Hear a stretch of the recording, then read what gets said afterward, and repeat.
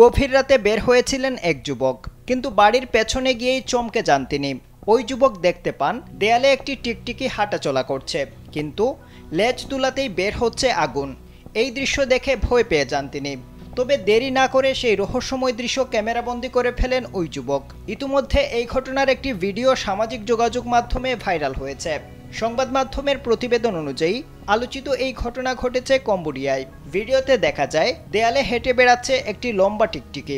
মনের আনন্দে লেজ নাচিয়ে চলছে সে, কিন্তু লেজ নাড়ানোর সময় তার লেজ থেকে আগুনের ঝলক বের হচ্ছে। আবার লেজ নাড়ানো থামিয়ে দিলেই সেই আলুর ঝলকানি থেমে যাচ্ছে। টিকটিকির লেজ থেকে কি করে আগুনের ঝলক বের হচ্ছে তা কেউই বলতে পারেননি। যখন ওই টিকটিকির লেজ থেকে আগুন বের হচ্ছিল, তখন আরও একটি টিকটিকি উপরের দিকে উঠছিল, কিন্তু ওই টিকটিকির কাণ্ড কারখানা দেখে ভয়ে সেখান থেকে পালিয়ে যায় সে। ভিডিও দেখে মিশ্র প্রতিক্রিয়া জানিয়েছেন নেটিজেনরা।